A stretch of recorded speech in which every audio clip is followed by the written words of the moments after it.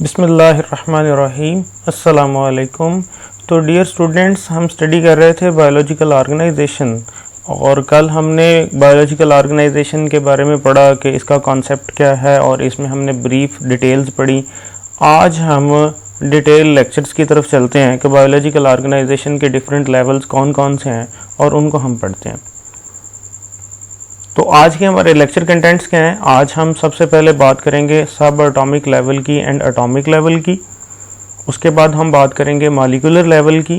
इसके बाद हम पढ़ेंगे ऑर्गेनल लेवल और सेल लेवल और लास्ट पे हम बात करेंगे टिश्यू लेवल की। तो सबसे पहले बात करते हैं atomic and sub atomic level.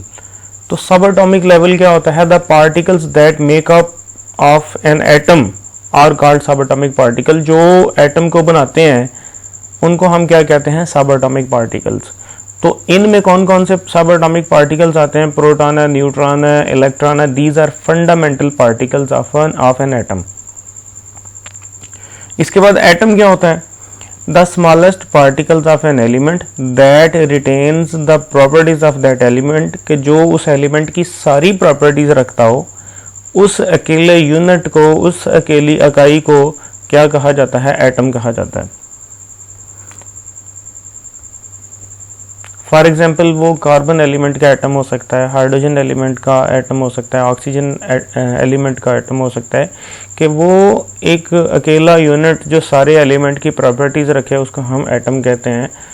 और अगर हम बात करते हैं तो all living and non living matter is formed of simple units called atoms and sub atomic particles such as proton, neutron and electron. के तमाम, चाहे वो जिंदा जानदार हैं या बेजान चीज़ें हैं, सारी की सारी किससे मिलकर बनी होती हैं? सब atomic particles and atomic particles. तो अब हम मॉलिक्यूलर लेवल की बात करते हैं। अब molecule is a combination of atom. एक मॉलिक्यूल क्या होता है? डिफरेंट एटम के कम्बिनेशन से बनता है। इसको प्रॉपरली हम डिफाइन करते हैं। A particle composed of 2 or more atom except mono atomic molecules bonded together, जो एक दूसरे के साथ इकट्ठे हुए पड़े हैं, यानी कि एक से ज़्यादा एटम आपस में बॉन्डिंग करके तो एक यूनिट बनाते हैं, उसको हम क्या कहते हैं? मॉलिक्यूल कहते हैं।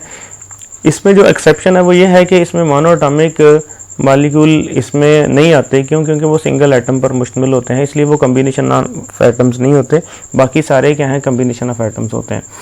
An aggregate of at least 2 atoms in a definite arrangement held together by special forces। असल में ये है क्या कि ये एग्रीगेट्स हैं, ग्रुप्स हैं, किनके? 2 और मोर एटम्स के, जो डेफिनेट अरेंजमेंट के साथ, डेफिनेट बॉन्डिंग के साथ एक दूसरे के साथ मिलकर क्या करते हैं? स्पेशल फोर्सेस के जरिए जुड़ जाते हैं और इस स्ट्रक्चर को मॉलिक्यूल कहा जाता है। Why molecules are formed? Molecules बनते क्यों हैं? In organisms elements usually do not occur in isolated form. अगर हम ऑर्गेनिज्म की बात करते हैं या फिर नहीं भी बात करते तो पूरी कायनात के अंदर क्या होता है? एटम जो है वो usually not remain in isolated form. The atoms of the different element combine with each other through ionic और covalent bonding to produce more stable forms called molecules और कंपाउंड। कि असल में होता क्या है कि ये जो एटम्स हैं ये एक दूसरे के साथ आयनिक या कोवलेंट बॉन्ड के जरिए से अटैच होते हैं और अटैच होकर एक यूनिट बनाते हैं। That unit is named as molecule. तो अब बात करते हैं क्लासिफिकेशन ऑफ मॉलिक्यूल्स की। तो एक इनकी क्लासिफिकेशन क्या है कि जिसमें माइक्रो मॉलिक्यूल्स आते हैं, the molecules with low molecular weight, कि ऐसे मॉलिक्यूल जिनका मॉलिक्यूलर वेट क्या होता है? लो होता है, जैसा कि कार्बन डाइऑक्साइड है, वाटर है।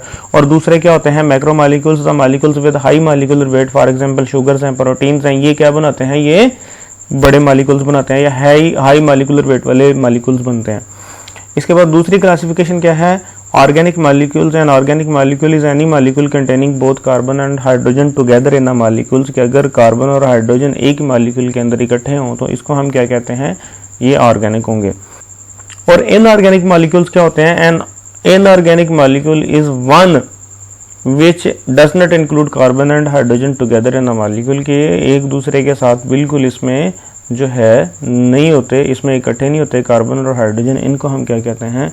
Inorganic molecules. तो मोस्ट इंपॉर्टेंट जो ऑर्गेनिक कंपाउंड्स हैं, मॉलिक्यूल्स हैं, जो लिविंग ऑर्गेनिज्म में होते हैं, some important and most abundant molecules in living organism are glucose है, अमाइनो एसिड्स हैं, फैटी एसिड्स हैं, glycerol, nucleotides like ADP, ATP, AMP, ये सारे क्या हैं, ये ऑर्गेनिक मॉलिक्यूल्स हैं और ये प्रोटोप्लाज्म का एक लाजमी कंपोनेंट हैं। और ये तकरीबन हर सेल्स के अंदर ये लाजमन पाए जाते हैं, लिविंग सेल्स के अंदर लाजमन पाए जाते हैं। इसके बाद तीसरा जो लेवल है वो हमारा ऑर्गेनेल है। These are subcellular structure present within a cell and perform a specific function for a cell। अगर हम इनको देखते हैं तो इनकी करेक्टरिस्टिक क्या है, combination of micro and macro molecules के। असल में ये जो सब सेलुलर स्ट्रक्चर्स हैं जो सेल्स के अंदर होती हैं और सेल्स के लिए खास फंक्शन परफॉर्म करती हैं, ये कम्बिनेशन है किन के, माइक्रो मॉलिक्यूल्स और मैक्रो मॉलिक्यूल्स के। ये सब सेलुलर होती हैं, सेल से छोटी साख्तें हैं और perform specific function for the cell, और सेल के लिए खास फंक्शन परफॉर्म करती हैं। Comparable to the organ of the cell, के ये ऑर्गन ऑफ द सेल के कंपेरेबल होते हैं और डिवीजन ऑफ लेबर होती है इनके सेल्स में। Examples include mitochondria, Golgi apparatus, endoplasmic reticulum, ribosomes, ये सारी की सारी इनकी एग्जाम्पल्स हैं। फॉर एग्जाम्पल अब इनको अगर देखते हैं तो इन्होंने डिफरेंट काम डिफरेंटली अपने सेल्स के लिए परफॉर्म करने हैं। फॉर एग्जाम्पल माइटोकॉन्ड्रिया ने क्या करना है, एनर्जी हाउस का काम करना है। गोल्गी अपरेटस ने स्टोरेज और पैकेजिंग सेंटर का काम करना है। एंडोप्लाज्मिक रेटिकुलम ने ट्रांसपोर्ट करना, मैकेनिकल सपोर्ट देनी है। और राइबोसोम्स ने क्या करना है, इसने प्रोटीन सिंथेसिस करनी है। अच्छा, यहाँ पर एक छोटी सी बात करेंगे कि जो प्रोकैरियोट्स हैं, ये हमने जो पहली क्लासिफिकेशन होती थी लिविंग ऑर्गेनिज्म की वो ये होती थी कि plant cell and animal cells, लेकिन अब मॉडर्न क्लासिफिकेशन है जो लेटेस्ट है, काफ़ी अरसे से इस्तेमाल हो रही है। इसमें क्या होता है, prokaryotic cells and eukaryotic cells. Prokaryotes क्या होते हैं, have only a limited number of type of organelles in their cytoplasm, कि प्रोकैरियोट्स ऐसे जानदार होंगे जिनके अंदर लिमिटेड ऑर्गेनेल्स हैं, लिमिटेड उनके अंदर। फॉर एग्जाम्पल उनमें ना तो मेम्ब्रेन बाउंड कोई ऑर्गेनेल है, सिर्फ राइबोसोम्स ही उनके सेल्स में होते हैं। लेकिन यूकैरियोट की बात करते हैं तो eukaryotes are rich in number and kinds of membrane organelles, के इनके अंदर न्यूक्लियस होता है, दूसरे मेम्ब्रेन बाउंड ऑर्गेनेल्स हैं, गोल्गी अपरेटस है, एंडोप्लाज्मिक रेटिकुलम्स हैं और माइक्रोबॉडीज हैं, लाइसोसोम्स हैं। दूसरे सारे क्या होते हैं, यूकैरियोट्स के अंदर पाए जाते हैं, लेकिन प्रोकैरियोट्स के अंदर इस तरह का कोई हिसाब नहीं। अच्छा, अब इसके बाद अगली जो बात करेंगे वो सेल्स हैं। तो the cell can be defined as structural and functional unit of life. जिस तरह हमने पहले बात की थी कि जितने भी लिविंग और नॉन लिविंग मैटर है सबकी इकाई क्या है, एटम है।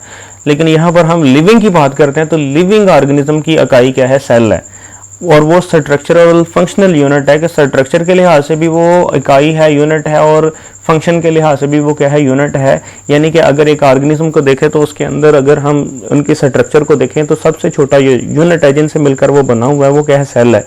और उसके अलावा सेल्स पर फंक्शन परफॉर्म करते हैं और वही फंक्शन जो है वो किसका, बाद में कलेक्टिवली एक लिविंग ऑर्गेनिज्म का फंक्शन बन जाते हैं।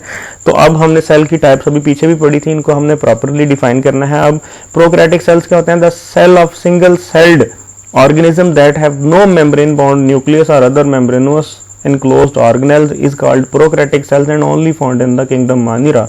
और ये जो 5 किंगडम है, इन पांचों में क्या किंगडम मानिरा आता है जिसके अंदर क्या है, न्यूक्लियस नहीं होता, बाकी सब के अंदर न्यूक्लियस होता है। ऑल अदर 4 जो हैं वो क्या है, यूकैरियोटिक सेल्स हैं। The cells that has well defined nucleus and other membranous organelles is called as eukaryotic cell. All organism except bacteria are composed of eukaryotic cells के। यानी कि अगर हम देखते हैं कि बाकी बैक्टीरिया को निकाल लो, किंगडम मानिरा को निकाल दो, किंगडम प्रोकैरियोटिक को निकाल लो, बाकी सारे के सारे जो 4 किंगडम है, इसमें किंगडम प्रोटिस्टा भी आता है, इसमें किंगडम फंजाई आती है, इसमें किंगडम एनिमेलिया, किंगडम प्लांटी। तो ये सारे के सारे क्या है, मल्टी सेलुलर हैं। और उसके अलावा क्या है, ये यूकैरियोटिक सेल्स हैं। इसमें प्रोटोजोन जो है वो कुछ यूनिसेलुलर भी हो सकते हैं। इसके बाद दूसरी जो क्लासिफिकेशन है वो यूनिसेलुलर ऑर्गेनिज्म और मल्टी सेलुलर ऑर्गेनिज्म। ये तो आपको वैसे ही पता है बेटे कि यूनिसेलुलर ऑर्गेनिज्म कौन से होते हैं, जिनमें एक सेल होता है, जैसे बैक्टीरिया और मोस्ट प्रोटिस्ट, ये क्या होते हैं, यूनिसेलुलर हैं। और मल्टी सेलुलर क्या होते हैं, जो एक से ज़्यादा सेल पर मुश्तमिल होते हैं, एक दूसरे के साथ कम्बिनेशन बना के रहते हैं। इनको हम क्या कहते हैं, इनको हम मल्टी सेलुलर ऑर्गेनिज्म कहते हैं। और इनमें फंजाई, प्लांटी और एनिमेलिया आते हैं। अच्छा, तो अब हम सेल्स और ऑर्गेनेल्स को स्ट्रक्चरली देखते हैं। तो यहाँ पर सामने एक डायग्राम है जो एक बुक है मिलर एंड हार्ले से ली हुई है, उसका 2nd चैप्टर है। तो उसमें आपको लेफ्ट साइड पे जो है वो एक यूकैरियोटिक सेल नज़र आ रहा है और उस यूकैरियोटिक सेल्स में उसने डिफरेंट ऑर्गेनेल्स दिखाए हुए हैं। मैं ऊपर से जो है ना शुरू करता हूँ। ये देखें, सबसे पहले लाइसोसोम है, लाइसोसोम के साथ ही माइक्रोट्यूब्यूल ऑर्गेनाइजिंग सेंटर है, इसके साथ माइक्रोट्यूब्यूल्स हैं, माइक्रोट्यूब्यूल के साथ आगे माइटोकॉन्ड्रिया है, माइटोकॉन्ड्रिया के साथ न्यूक्लियर मेम्ब्रेन, न्यूक्लियस है, न्यूक्लियोलस है, क्रोमाटिन, गोल्गी अपरेटस, पॉलीराइबोसोम्स हैं, वेजिकल्स हैं, फ्री राइबोसोम्स हैं, स्मूथ एंडोप्लाज्मिक रेटिकुलम है, रफ एंडोप्लाज्मिक रेटिकुलम है, सारी इसके बाहर क्या होती है, प्लाज्मा मेम्ब्रेन है। तो एक जनरल स्ट्रक्चर दिखाई हुई है। ये यूकैरियोटिक सेल है, इसलिए इसमें हर किस्म के ऑर्गेनेल्स पाए गए हैं। लेकिन अगर हम किसकी बात करते हैं, एक प्रोकैरियोटिक सेल की बात करते हैं, तो प्रोकैरियोटिक सेल्स में इस तरह का हिसाब किताब नहीं होता। उसमें क्या होते हैं, सिर्फ राइबोसोम्स होते हैं या थोड़ी बहुत स्ट्रक्चर्स होती हैं, इंक्लूजन्स होती हैं। इस तरह के मेम्ब्रेन बाउंड ऑर्गेनेल्स नहीं होते, यानी कि उसमें ना तो गाल्गी अपैरेटस है, ना उसमें एंडोप्लाज्मिक रेटिकुलम है, ना माइटोकॉन्ड्रिया, ना उसमें लाइसोसोम्स हैं, माइक्रोबाइडीज, इस तरह की कोई स्ट्रक्चर नहीं होती। इसके बाद राइट साइड पे इसमें से सिर्फ माइटोकॉन्ड्रिया को अलग करके दिखाया गया है। माइटोकॉन्ड्रिया में आप देखें कि इसकी एक मजीद फिर एक स्ट्रक्चर है कि जिसमें उसने आउटर जो मेम्ब्रेन है, आउटर मेम्ब्रेन स्मूथ मेम्ब्रेन होती है, इनर मेम्ब्रेन ने अपने बल बनाए होते हैं, ठीक है, जिनको क्रिस्टी कहते हैं। इसके अलावा इसकी फिर फर्दर डिटेल है, हम आगे जाके इसमें पढ़ेंगे। जो माइटोकॉन्ड्रिया की जब हम डिटेल स्ट्रक्चर पढ़ेंगे तो इसमें F1 पार्टिकल्स हैं, मैट्रिक्स की बात करेंगे। तो ये जो एक ऑर्गेनेल हमें यहाँ पर सिंपल नज़र आ रहा है, इससे भी बहुत ज़्यादा कम्प्लेक्स है। तो इसको हम देखेंगे, उसमें जाके इसकी सारी स्ट्रक्चर्स पढ़ेंगे। तो ये हमारा जो टॉपिक है, हमारा जो द सेल पूरा एक चैप्टर है, उस सेल में हमने एक एक ऑर्गेनेल को पकड़ना है और उसको इतनी ब्रीफली पढ़ना है कि उसकी ईच एंड एवरीथिंग आपके माइंड में क्लियर हो जाए। तो अच्छा, इसके बाद आगे बात करते हैं tissue level. A group of similar cells that perform a specific function organize together to form a structure called tissue. अच्छा, यहाँ पर जो है एक ग्रुप ऑफ सिमिलर सेल्स हैं that perform a specific function, कि जो एक खास फंक्शन परफॉर्म करते हैं। यहाँ पर टिश्यूज़ को एक जनरल डेफिनेशन में हमने समझना है। इसके अलावा अगर देखें तो कुछ टिश्यूज़ ऐसी होती हैं जिसमें डिफरेंट सेल्स भी हो सकती हैं, डिफरेंट किस्म के सेल्स भी मिलकर बनते हैं। ये प्लांट के जो टिश्यूज़ हैं, फॉर एग्जांपल आपने जाइलम और फ्लोएम, तो इसको अब हम जब डिटेल में पढ़ेंगे तो उसमें बात करेंगे कि इसमें जो है फ्लोएम पेरेन्काइमा सेल्स भी हैं, बंडल शीथ सेल्स भी हैं, उसके अलावा और भी बड़ी किस्म के सेल्स होते हैं। तो ये यहाँ पर आपने सिर्फ जनरल डेफिनेशन रखनी है, group of cells that perform a specific function organized together to form a structure called tissue. अच्छा, अब multicellular animals and plants, the group of similar cells are organized into loose sheets or bundles performing similar functions. These are called tissues. कि अगर group of similar cells जो हैं वो organise होते हैं, bundles बना देते हैं। तो जैसा कि आपने मसल्स देखे होंगे, तो मसल की जब बात करते हैं तो उसमें सेल्स बंडल्स की फॉर्म में अरेंज होते हैं। लेकिन शीट्स की बात करते हैं तो स्किन की जो टिश्यू है, एपिथेलियम है, एपिथेलियल लाइनिंग जितनी भी हमारी बॉडी के ऊपर होती हैं, हमारे ऑर्गन्स में पाई जाती हैं, ये सारी क्या होती हैं, लूज शीट्स की फॉर्म में होती हैं। और इन्होंने क्या करना है, सारी ऑर्गन को या सारी बॉडी को इसने कवर किए होना है, लपेटा होना है। और इनके जो है ना, वो जो फंक्शंस हैं वो सारे रिलेटेड फंक्शंस होते हैं। टिश्यू का पर्पस जो है, टिश्यू को इकट्ठा करने वाली, सेल्स को इकट्ठा करने वाली चीज़ ही फंक्शंस हैं। तो अगर वो सारे जो सेल्स हैं जिन्होंने एक जैसा फंक्शन परफॉर्म करना है वो इकट्ठे हो जाते हैं तो इसको हम टिश्यूज कह देते हैं। ये आगे फिर आगे मजीद बड़ी किस्म के सिंपल टिश्यू है, कंपाउंड टिश्यू हैं, इसके बाद परमानेंट टिश्यू है, मेरिस्टेमेटिक टिश्यूज हैं, ये बड़ी सारी टिश्यूज हैं, ठीक है। इनको भी हम पढ़ेंगे थोड़ा सा सेल्स में, मैं आपको ओवरव्यू दे दूंगा, उसमें हम ये जाकर पढ़ेंगे। तो अब examples of tissues in animal, जब एग्जांपल्स एनिमल्स की लेते हैं तो उसमें हम मसल टिश्यू की बात करते हैं। The tissue is specialized for the contraction and its function is movement, कि वो टिश्यूज जो क्या करती हैं, कंट्रैक्शन और रिलैक्सेशन करती हैं और उसके नतीजे में हरकत पैदा करती हैं, ये मसल टिश्यूज होती हैं। ग्लैंडुलर टिश्यूज क्या होती हैं, this tissue is specialized for the secretion, ये एंजाइम रिलीज करती हैं। डाइजेस्टिव जो ग्लैंड्स हैं वो सारे ग्लैंडुलर टिश्यूज हैं। स्टमक की जो इनर वॉल है वो ग्लैंडुलर होती है। इसके अलावा और हमारी बॉडी में जो बहुत सारे एरियाज जहां पर ग्लैंडुलर टिश्यूज पाई जाती हैं, जिन्होंने क्या करना है, सिक्रीशन करनी है, एंजाइम रिलीज करना है और उन्होंने रेगुलेट करना है बॉडी के मेटाबॉलिज्म को। इसके बाद example of tissues in plant, ये आपने बड़ी एग्जांपल सुनी हुई है जाइलम और फ्लोएम की। जाइलम क्या होता है, ये स्पेशलाइज्ड है for the conduction of water, और फ्लोएम क्या होता है, these are specialized for the translocation of and conduction of sugar and proteins, के जो जाइलम है इसने क्या करना है, पानी और मिनरल्स को लेके जाना है, रूट से लेना है और अपर पार्ट तक पहुंचाना है। इसके बाद जो है वो फ्लोएम ने क्या करना है, जहां जहां पर खुराक की जरूरत है तो फ्लोएम में से गुजरती हैं। तो ये दोनों ही कम्प्लेक्स टिश्यूज हैं, कंपाउंड टिश्यूज हैं, जिसमें डिफरेंट सेल्स ऑर्गेनाइज होकर ये बनी होती हैं और ये प्लांट में जो है बहुत ज़्यादा फंक्शन परफॉर्म कर रही होती हैं। इन्हीं की वजह से जो है ना वो पत्तों तक पानी पहुंचता है और फोटोसिंथेसिस होती है, और इन्हीं की वजह से जो खुराक है वो वहाँ से तैयार होती है और तैयार होकर अगर जड़ों में स्टोर होनी है तो वहाँ तक जा रही है, अगर स्टेम में स्टोर होनी है तो वहाँ पर जा रही है, और अगर फलों के अंदर स्टोर होनी है तो ये फ्लोएम लेके जा रहा है और वहाँ पर स्टोर कर रहा है। तो ये यहाँ पर टिश्यूज दिखाई गई हैं। यहाँ पर आपने ये स्मूथ मसल टिश्यू है, ठीक है। तो आप ये देखें कि इसमें जो सेल्स हैं वो एक दूसरे के साथ बड़े कॉम्बिनेशन के साथ अरेंज होते हैं। समरी की बात करते हैं, हमने सबसे पहले सीखा था सब atomic level and atomic level. सब एटॉमिक लेवल में हमने कहा था कि वो पार्टिकल जो एटम बनाते हैं, प्रोटॉन, इलेक्ट्रॉन और न्यूट्रॉन। और एटॉमिक लेवल क्या होता है, ये स्मॉलेस्ट पार्टिकल है किसी भी एलिमेंट का जो उसकी सारी प्रॉपर्टीज रखता है। हर एलिमेंट का कोई ना कोई एक यूनिट तो है ना जिनसे मिलकर वो क्या करता है, बनता है। तो अब ये क्या है, ये इकाई यूनिट है जो उस एलिमेंट की सारी प्रॉपर्टीज रखता है, वो सारे वो रिएक्शन देता है, सारी फिजिकल प्रॉपर्टी उसकी वही होती हैं। और उसके बाद मॉलिक्यूलर लेवल है कि एटम फ्री नहीं रहते, ये बॉन्डिंग के ज़रिए से एक दूसरे के साथ एसोसिएट होते हैं फॉर द इंडिपेंडेंट एग्जिस्टेंस या स्टेबिलिटी। के स्टेबिलिटी और इंडिपेंडेंट एग्जिस्टेंस के लिए एटम्स एक दूसरे के साथ बॉन्डिंग के ज़रिए से जुड़कर जो स्ट्रक्चर बनाते हैं उसको हम मॉलिक्यूल कहते हैं। और मॉलिक्यूल्स की हमने क्लासिफिकेशन पढ़ी थी कि ये माइक्रो मॉलिक्यूल्स हैं, मैक्रो मॉलिक्यूल्स हैं। उसके बाद आगे क्लासिफिकेशन है इसकी कि ऑर्गेनिक मॉलिक्यूल्स हैं, इनऑर्गेनिक मॉलिक्यूल्स हैं। इसके अलावा मोनो एटॉमिक मॉलिक्यूल्स हैं, मल्टी एटॉमिक मॉलिक्यूल्स हैं, पॉली एटॉमिक मॉलिक्यूल्स इनको कहते हैं, या फिर इसके अलावा होमो एटॉमिक है, हेटेरो एटॉमिक है। तो ये इनकी बड़ी सारी क्लासिफिकेशंस हैं, ये आप साथ साथ में सीखते जाएंगे। उसके बाद आगे हम बात करेंगे ऑर्गेनल लेवल के। ये सब सेलुलर स्ट्रक्चर हैं present within cells perform a specific function for the cell. कि ये सेल से छोटी साख्तें हैं जो सेल के लिए खास फंक्शन परफॉर्म करती हैं, जैसे गाल्गी अपरेटस पैकेजिंग कर रहा है, राइबोसोम प्रोटीन सिंथेसिस कर रहा है, माइटोकॉन्ड्रिया पावर हाउस है। तो ये सारी चीज़ें क्या करती हैं, ये मिलकर एक सेल बनाती हैं। तो सेल क्या होता है, ये structural function unit of life है, ये इंडिविजुअल यूनिट है जो यानी कि एक लिविंग सिस्टम बनाता है।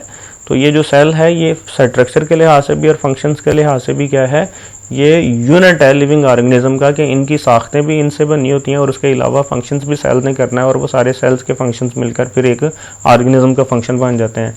इसके बाद टिश्यू लेवल है कि group of cells perform does related function. कि ये ग्रुप ऑफ सेल्स सिमिलर भी हो सकते हैं और डिफरेंट भी हो सकते हैं, लेकिन अगर हम यहाँ पर बात करते हैं तो हम जनरल डेफिनेशन में हम कहते हैं group of cells related function, जिनका रिलेटेड फंक्शन हो organize together to form a structure, जिसको हम टिश्यू कहते हैं। तो हमने टिश्यूज़ की एग्जांपल की बात की थी, तो प्लांट के टिश्यूज़ में हमने बात की थी जाइलम और फ्लोएम की। जाइलम क्या करता है, वाटर कंडक्ट करता है, और फ्लोएम क्या करता है, फूड कंडक्ट करता है, ट्रांसलोकेट करता है शुगर की। दूसरे नंबर पे एनिमल्स में हमने एग्जांपल पढ़ी थी मस्कुलर टिश्यूज़ कंट्रैक्शन की एबिलिटी रखती हैं और उसके अलावा हरकत पैदा करती हैं। और ग्लैंडुलर टिश्यूज़ जो है ये क्या करती हैं, एंजाइम सेक्रेट करती हैं और रेगुलेट करती हैं मेटाबॉलिज्म को। तो बेटे आज के लिए इतना ही। इंशाल्लाह फिर हम कोशिश करेंगे कि अगला जो हमारा लेक्चर है, ठीक है, उसमें हम 1-2 लेक्चर्स के अंदर बायोलॉजिकल ऑर्गेनाइजेशन को ख़त्म करें और फिर इंशाल्लाह आगे चलेंगे। तो अल्लाह हाफिज़।